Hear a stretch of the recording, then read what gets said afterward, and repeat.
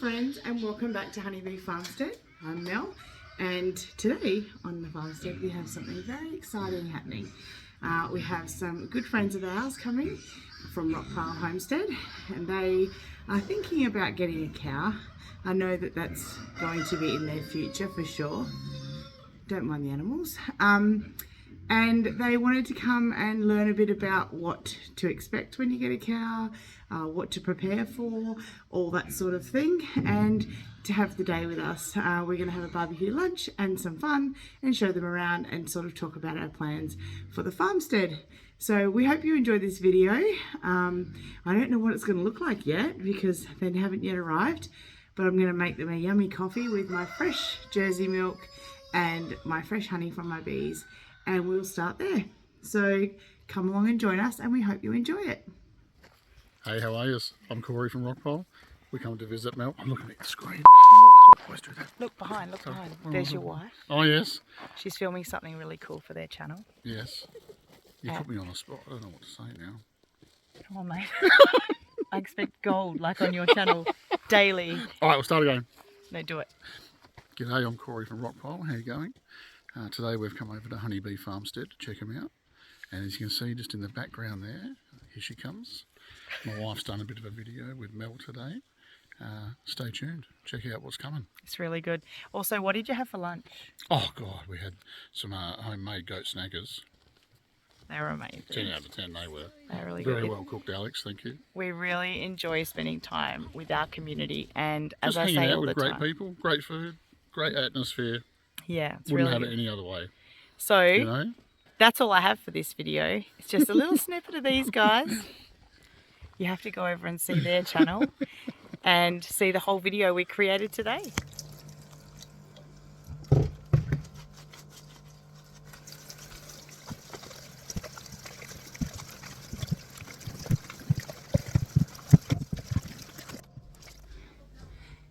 Good morning everyone, welcome back to Honeybee Farmstead. I've got a different one for you today. Once upon a time I was asked by a viewer to do more preserving videos, so that's what this is. I'm going to make a rhubarb and apple ferment. It is beautiful. I've made it before, so I can attest to the fact that it's amazing. The liquid that collects in it is amazing with soda water or mixed with a little bit of gin. If you're a drinker, it's really, really good. So what we're going to do, I've decided I'm going to do half apple and then like apple there and then rhubarb and then apple on top, because last time I put all the apple on top and the apple floats and it kind of separated. It still fermented beautifully and was all good, but I'm going to make sure that I do that. Now, fermented foods, I'm sure all of you know, but in case you don't, are really good for your gut health. So it's really good for your little healthy microbes in your gut. It adds to those. encourages them to multiply, which fights all bad bugs and stuff, but also yeah, it just keeps you super healthy. So yeah. Good, honey. How are you? Pretty good. We just finished your bags upgrade. Yep, awesome. Good job.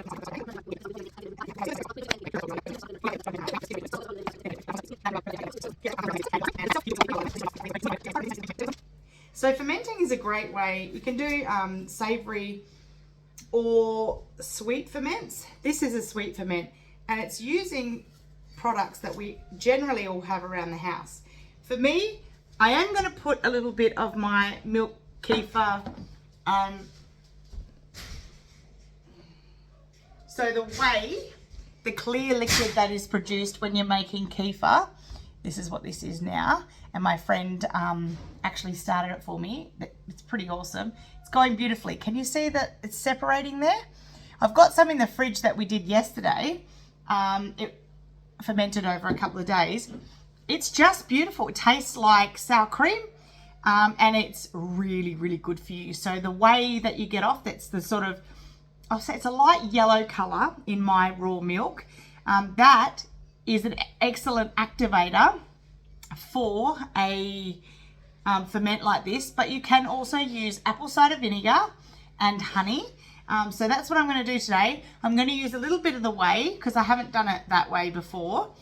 And I will use apple cider vinegar and honey. The honey just sort of bites through that sort of bitterness in the rhubarb, but I feel like the apple did that as well. Yeah, so follow along with us. I'd love to hear if you guys make this and how you feel about it. It was honestly one of the best ferments that I've ever done.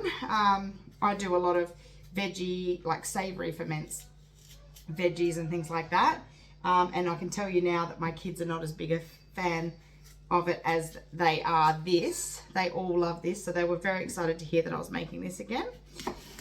It's the perfect way to use up rhubarb and apples, because there's not a lot of uses for rhubarb, I don't think anyway, like not that I grew up with in Australia. You probably have a lot of them in America. I know I've seen a lot of different things that you guys do in the US, and I love it. I think it's great. In actual fact, I feel like that is where I got this recipe from. I am going to put the recipe below, and let me know if you do try it, how you went, and whether you enjoyed it, all that sort of thing. Or even share some recipes with me. If you can think of recipes for rhubarb that maybe I haven't. We make a really good apple and rhubarb crumble. So that's delicious. Yeah, so what I'm going to do now, I'm going to finish coring off these apples and just getting these cores out. And anywhere that it's got a bit of something not great, I'm going to pull that out as well. So that there's nothing bad in the apple at all when we're fermenting. We don't want it to rot. Fermenting and rotting is very different. So do check over. These apples are sort of have been sitting around the bottom of my fridge, and I don't want them to go bad. So that's why I'm doing this. One of the reasons I'm doing this. It's like why I make banana bread. You know how there are days or weeks where you can buy bananas and you could buy a massive bunch and every banana goes, and then there are other weeks where you buy a massive bunch and not one banana gets eaten by your kids. It's like they go in waves of popularity. So I am always trying to use everything that we ever get. I hate. It's one of my, I shouldn't say hate, I don't like that word, but I really, really can't stand food waste. It's one of my biggest pet peeves. There is no excuse for it. There is always a way to use up food. And if we don't use it with us humans eating it, as you know, we give it to our pigs and our chickens. So no food goes to waste in this house, ever. If it's meat and stuff like that, it'll go to our dogs, huh? No, the meat's always gone in this house. Yeah, meat does go in this house. But if it doesn't happen to go, the dogs get it, don't they, Noah?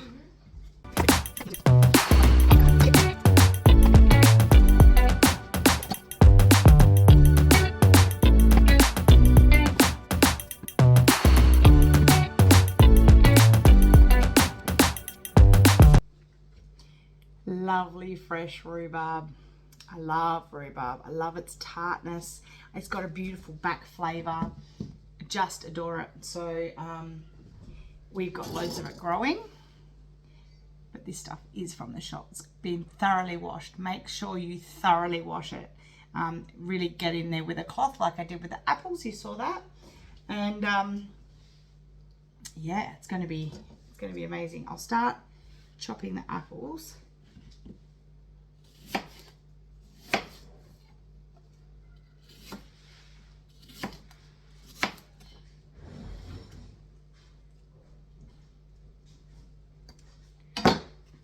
Now, the smaller the bits of apple that you do, the quicker it'll ferment.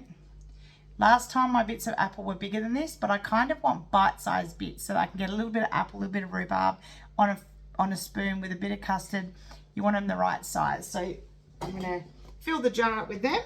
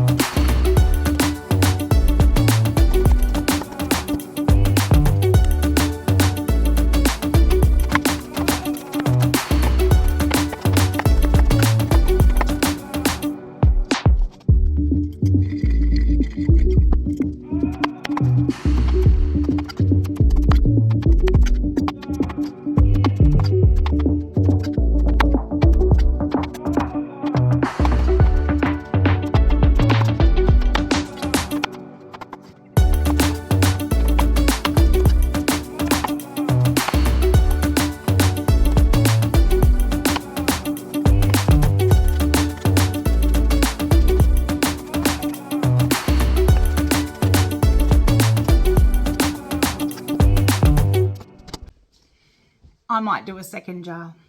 A couple of reasons. It's amazing, and the liquid that comes off it, like, we used so much of it. So I wouldn't mind there being an extra bit of space in the jar just for liquid, because the kids all love it and all that sort of stuff as well.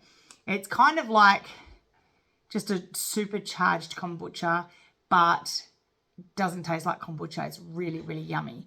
So yeah, I think I'm going to do a second jar. So I'm just going to get a second jar and give it a big wash, and then I'll come back and we'll do the rest.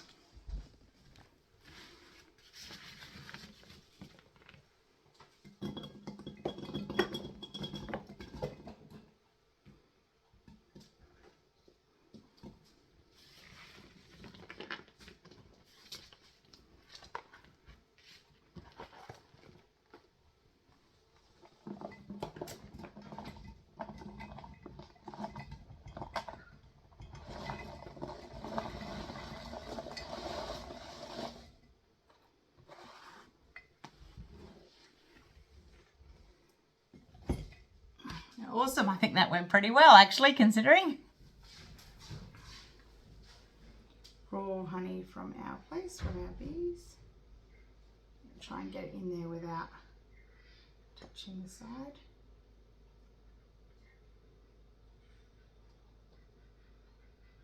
Now, I don't do measurements. The recipe's got measurements, but I did a bigger amount, so I'm just going by my years of experience doing this kind of thing.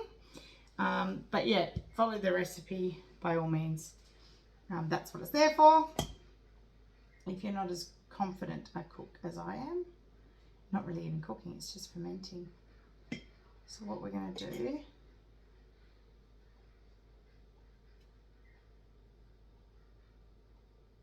get the honey off.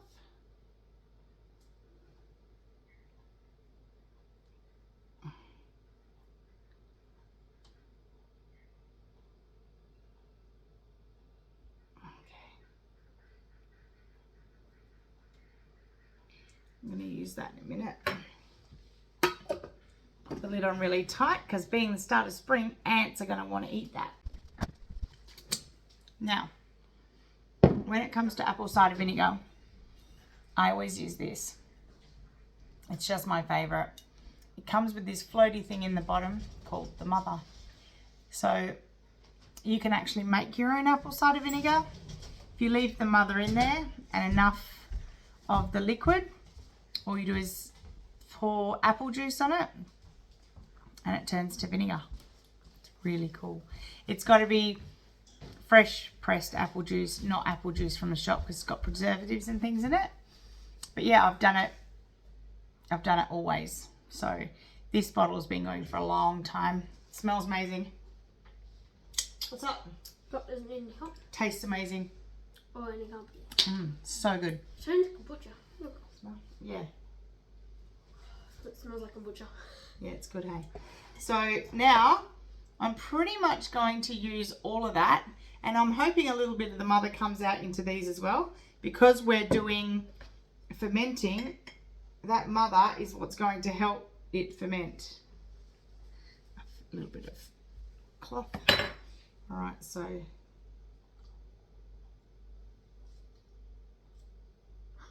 little bit.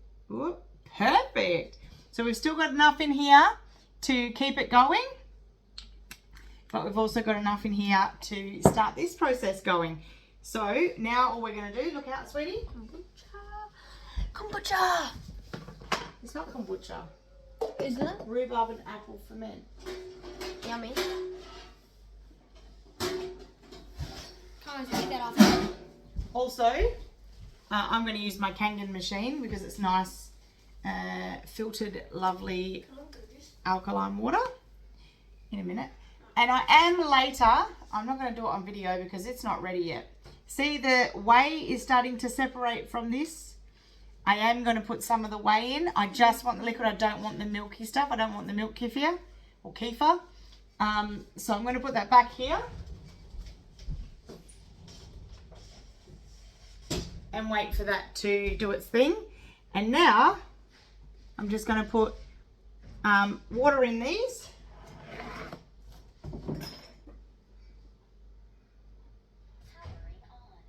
I want just clean water. I'm not doing any alkaline water because I don't know if that adjusts.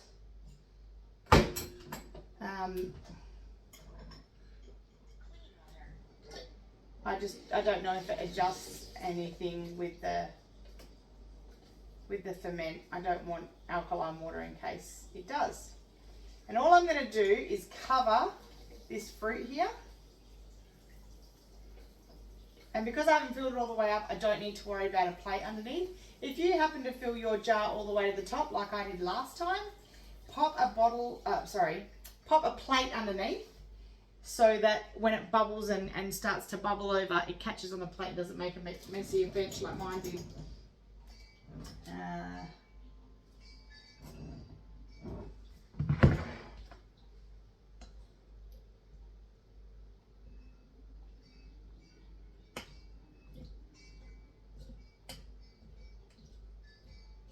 Alright, you kind of want all the fruit submerged, so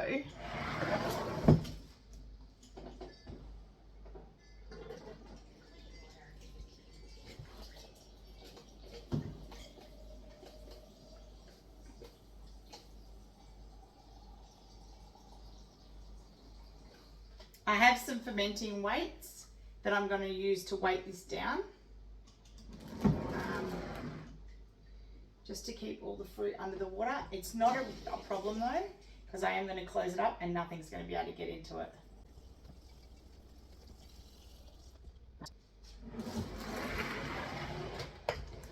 There it is. So what I'm going to do, these float anyway, these are a light fruit. Trying to get all the honey off the spoon.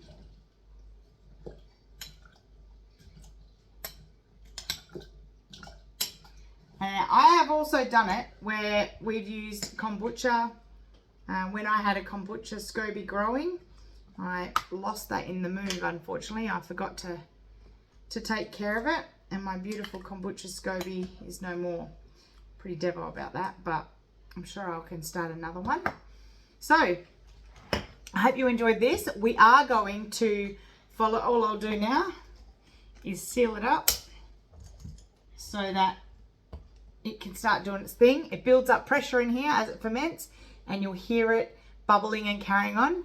The last time we started drinking the liquid after was probably about 2 weeks, but I did use a lot more kombucha in my mix than I have here. I haven't used kombucha. I've used apple cider vinegar. When I get the whey, I'm going to add it. It just helps ferment quicker, adds that beautiful richness to it. Yeah, it's just silky and delicious. I really, really suggest trying it, especially if you have a massive amount of apples and rhubarb. I did try others. I tried a peach and nectarine, like a summer fruits one. The fruits were too soft and we did not enjoy it. The pigs ended up eating it. So there's my honest truth. Sometimes these things fail. So we did make it and it smelled amazing, looked amazing, but because I used the salt method instead of the honey and the kombucha method, I'm thinking it was just not a great mix, and it fermented, it turned the fruit into mush, and it was like salty, sweet mush, and it just didn't taste nice, so won't do that one. This one I have tried and tested. It is delicious. I am going to keep you guys updated, so keep watching to see that. I hope you enjoyed this video. If you did, please give it a big thumbs up and share it with your friends. If you haven't already, please subscribe to the channel. It helps me out. And comment below with any recipes or tips and tricks that you have for me. I'd really appreciate it. And until the next video, we hope you enjoyed this one, and bye for now.